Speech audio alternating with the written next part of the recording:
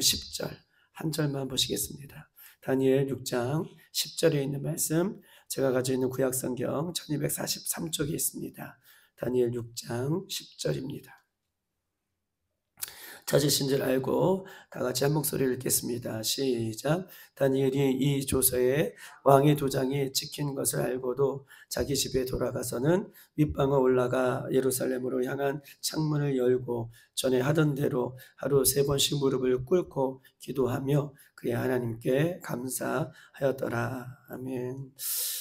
우리가 어저께 보았던 것처럼 이 하나님의 영이 충만한 이 다니엘, 특별히 하나님의 영이 충만한 다니엘은 이 세상에 많은 사람들이 흠을 찾아보려고 했지만 흠도 찾을 수도 없었고 허물도 그에게 찾을 수 없었던 것을 보게 됩니다. 그래서 다니엘을 시기하고 질투하는 이 메대의 총리들과 고관들이 이 다니엘을 율법으로 얽어 매어야지만 율법을 지키지 못하게 할 때에 다니엘이 넘어간다는 사실을 우리가 어저께 봤어요. 그래서 그 율법을 지키지 못하게 하기 위해서 이 메대의 총리들과 이 고관들은 나라의 법률을 하나 정해요. 나라의 법률을 하나 정해서 다리오 왕 외에는 다른 신들과 어떤 사람에게도 그를 섬기면 그를 구하면 이렇게 써 있어요. 그를 구한다는 것은 뭐예요? 그를 섬긴다는 뜻을 갖고 있거든요. 다리오 왕 외에 어떤 왕이거나 다른 사람, 다른 신들이나 어떤 사람에게 구하면 다른 사람들을 섬기면 사자굴 속에 던져 넣는 이 금령을 법률로 제정해요. 그 법률에 다리오 왕이 그 조서에 뭘 찍어요? 자기의 도장을 찍습니다. 도장을 찍는다는 것은 뭐예요? 이것은 변개할 수가 없고 이것은 다시 어떻게 해요? 물 수가 없다라고 하는 이 왕의 도장이 찍힌 도장을 그 조서에 찍어냅니다. 이것을 볼 때요, 우리는요, 오늘 새벽에도 차 안에서 잠깐 그런 얘기를 했지만 새벽에 우리 주위에 누가 있느냐가 참 중요해요. 또 누구의 소리를 듣느냐가 참 중요합니다. 왜냐하면 세상에는요, 우리에게 영향력을 주는 그런 것들이 너무나 많기 때문에 그래요. 가까이에서는 내 남편이 나에게 영향력을 주고요. 나도 누군가에게 영향력을 주고 또 우리도 자녀에게 영향력을 주고 또 자녀의 영향력을 받기도 해요. 즉 사람은 우리 주변에 누군가에게 영향력을 받을 수 있고 누군가에게 영향력을 주게 되어 있기 때문에 내 주위에, 내 주변에 내가 어떤 영향력을 받고 있느냐, 이것이 사람에게 지대한 영향을 준다라고 이야기할 수 있는 것입니다. 여러분 보세요. 우리가 6장 1절을 봤어요. 6장 1절에 보면 우리가 이 다리오 왕이 어떤 정책을 쓰냐면 6장 1절에 다리오가 자기 뜻대로 해요. 자기의 뜻대로. 고관 120명을 세워 전국을 통치하게 하고, 여러분 다리오가 120명을 세워 전국을 통치하게 하고 120명 이후에 3명의 총리를 둔 이유가 있죠. 여러분 이유에 대해서 말씀드렸어요. 왜 이렇게 120명과 그 위에 3명의 총리를 두는 이유는 뭘까요? 왜 그랬죠? 그 전에 느부갓네살 왕이 어떻게 멸망을 당하고 그 전에 벨사살 왕이 어떻게 멸망당했는지를 알아요. 하나님 앞에 교만하였더니 하나님께서 이 나라를 치시고 또 바벨론 나라의 왕들을 폐하시는 것을 알게 돼요. 즉 왕 한 명이 잘못 쓰면, 잘못 하나님 앞에 서면, 왕 한 명이 죄악을 범하면 이 나라가 이렇게 힘들구나. 그렇기 때문에 이 다리오 왕은 자신은 그것에서 넘어지지 않게 반면교사로 그 벨사살 왕과 느부갓네살 왕의 모습을 보면서 그것이 자신의 인생의 반면교사가 되었어요. 나는 그렇게 하지 말아야지. 그리고 그가 그 위치에 올라가니 혼자 통치하는 것이 아니라 120명을 두었다는 거예요. 그리고 3명의 총리를 두었어요. 왜요? 실수하지 않기 위해서. 그 같은 죄를 반복해서 짓지 않기 위해서 이랬다는 거예요. 그런데 보세요. 그 주변에 누가 있어요? 왕에게 영향력을 주는 몇 명의 총리들과 고관들이 있었어요. 그리고 왕은 그들의 이야기를 듣고 그 뒷이야기에 영향력을 받고 뭘 찍어요? 그렇게 해서는 안 되는데 그 도장을 찍는다는 거예요. 우리가 저는 70년대 생이지만 74년생이지만 저는 실제적으로 우리가 민주화 운동이나 이런 나라의 큰 혼란의 시기를 저 때도 있었지만 그렇게 직접적인 제가 영향을 받거나 영향을 주었던 시대 사람은 아닙니다. 그런데 민주화를 외쳤던 그 시대의 대학생들, 청년들, 우리는 이렇게 하면 안 된다. 자유민주주의를 지켜야 된다. 기득권 세력들이 물러나라. 이렇게 외쳤던 그들이 이제 기득권 세력이 되니 어떻게 하고 있어요? 그대로 답습하여 그 일을 저지르는 거예요. 왜요? 그 주변에 여전히 그런 세력들이 있기 때문에 그 영향력을 받게 되어서 그렇게 불의에 대해서, 그렇게 불법에 대해서, 나라에 대해서 그 뜨거운 가슴을 가지고 이렇게 외쳤던 청년들이 기득권이 되니 또 그대로 그것을 답습해 오는 것은 그 주변에 그런 사람들이 있기 때문에 그들도 영향력을 받게 되는 것입니다. 인간은 태어날 때부터 누군가의 영향을 받아요. 심지어는 부모의 영향력을 받고요. 인간은 태어날 때부터 누군가의 영향력을 계속해서 받습니다. 그런데 보세요. 사람은 태어날 때부터 죽을 때까지 누구의 영향력을 받느냐? 크게는 두 개의 영향력을 받아요. 그 세력이에요. 하나는 우리를 악한 길로 빠지게 하는 악한 사탄의 세력의 영향력을 받습니다. 왜냐하면 창세기 이후에, 창조 이후에 바로 이 땅의 아담과 하와, 이 땅에 죄가 얼마나 많았겠어요. 창조 이후에. 그럼에도 불구하고 창조 이후에도 사단은 그 아담과 하와에게 악한 영향력을 주는 것은 그 사단의 전략은 예수님 다시 오실 때까지 계속 이런 영향력을 주는 전략으로 우리에게 다가올 거예요. 계속해서 사람의 말로, 세상의 말로, 세상의 유혹으로. 우리는 그 영향력을 다 들을 거예요. 그런데 그 영향력을 이길 수 있는 것은 우리는요, 하나님의 절대적인 선한 말씀의 영향력을 받아야 돼요. 이것이 그 악한 영향력을 이길 수 있는 길이에요. 우리는 예수님의 선한 믿음의 영향력을 받으셔야 돼요. 여러분, 교회는요, 영적인 충전소예요. 영적인 주유소예요. 우리는 24시간이요, 교회 오는 시간보다 어디에 있는 시간이 더 많아요. 우리는 24시간 내에 세상에 있는 시간이 많아요. 가정에 있는 시간이 많고요. 또 이 믿음의 대화들보다는 세상의 대화들을 할 때가 더 많아요. 세상의 악한 영향력을 이길 수 있는 것은 여러분, 하나님의 전에 나와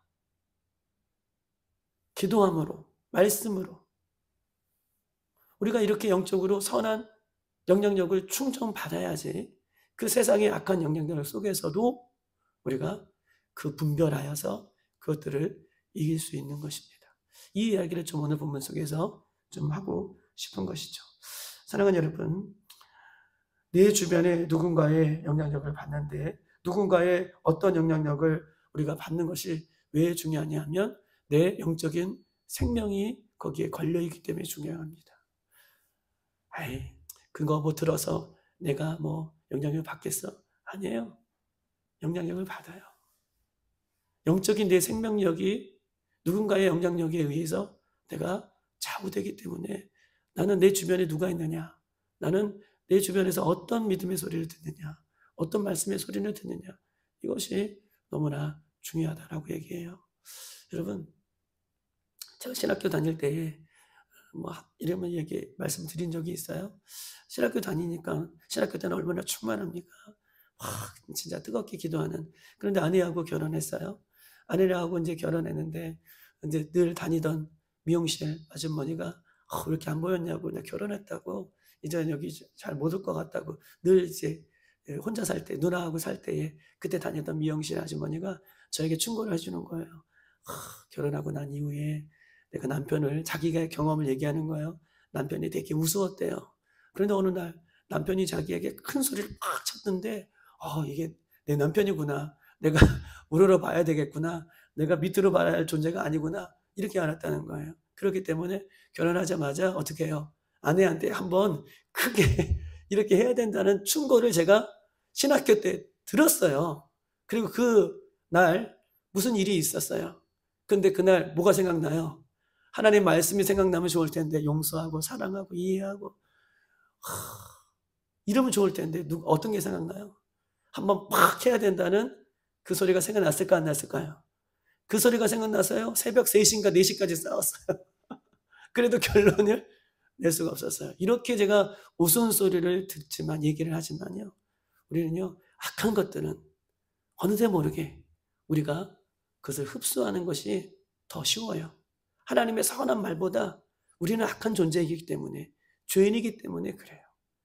그런데요. 이 악한 것이 우리에게 영향력을 줄 때에는 우리가 하나님의 선한 영향력을 그것을 이길 수 있는 것은 이길 수 있어야 되는데 그렇지 못하는 사람들이 더 많다. 그러니 우리는요. 내 주변에 누가 있느냐? 내 주변에 내가 어떤 영향력을 받고 있느냐? 나는 누구에게 어떤 영향력을 주고 있느냐? 이것이 너무나 중요해요. 많은 목사님들이 우리가 보는 것이 중요하다. 유튜브다. 세상의 매스컴이나 뉴스나 이런 것들을 자제해달라 라고 하는 것은 뭐예요? 이런 것들이 나에게 영향력을 보지 말라는 게 아니에요. 이런 것들이 나에게 영향력을 주기 때문에 그것보다 말씀과 기도와 하나님의 은혜 가운데 있기를 더욱더 이야기를 하고 있는 것입니다.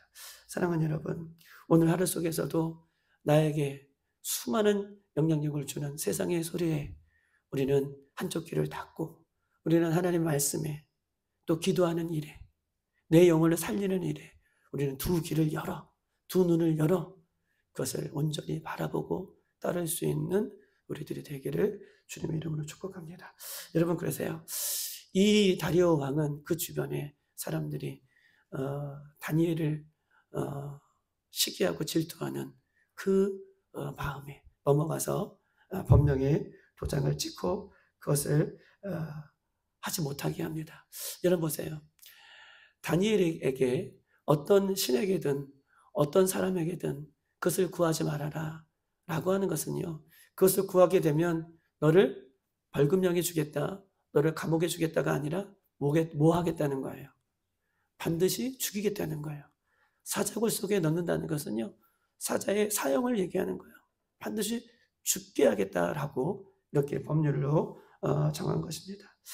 여러분 다니엘은요. 죽음 앞에서도 그러나 오늘 본문에 보면 하루에 3번씩 기도하기를 선택해요.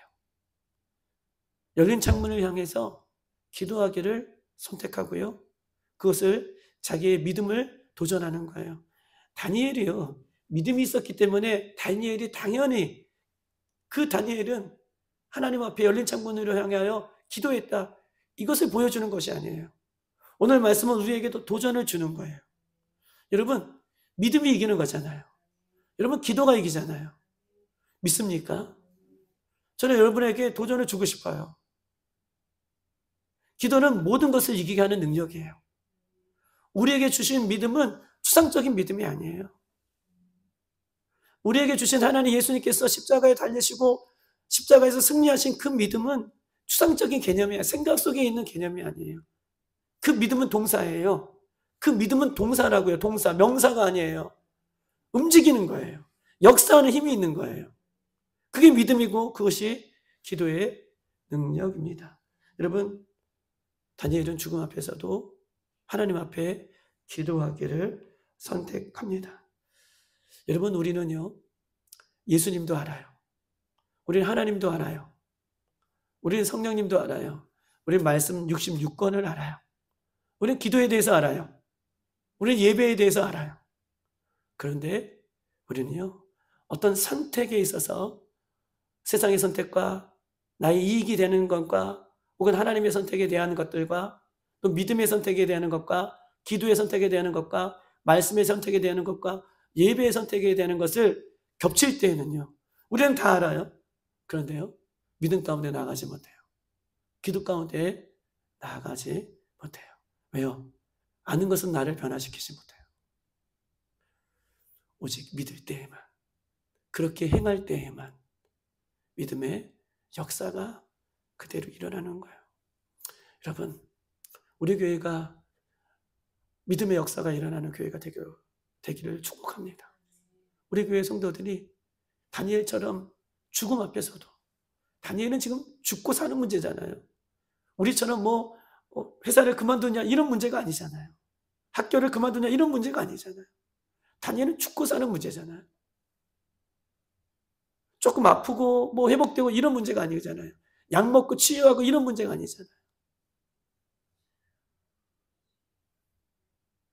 이 시대에 믿음의 역사, 한 귀로 듣고 한 귀로 흘려버리는 그런 믿음이 아니라, 한 귀로 듣고 한 귀로 흘려버리는 그렇구나 하는 기도의 그런 모습이 아니라, 오늘 사랑하는 성도들 안에서 기도를 선택했더니, 믿음을 선택했더니, 예수님을 선택했더니, 십자가를 선택했더니 정말 이렇게 말씀대로 되어지는 역사가 일어났더라 라고 하는 간증들이, 고백들이, 그런 역사들이 우리에게 일어나기를 주님의 이름으로 축복합니다. 오늘 본문에 보면 10절에 있겠습니다. 다니엘이 이 조사의 왕의 도장이 찍힌 것을 알고도 자기 집에 돌아가서는 윗방에 올라갔다라고 얘기해요. 여러분, 윗방에 올라갔다라고 하는 말씀을 무슨 말일까요? 윗방에 올라갔다. 윗방에 올라갔다는 것은요, 기도하는 공간이에요. 다니엘이 늘 기도하는 자기 골방이 있었다는 것을 얘기해요.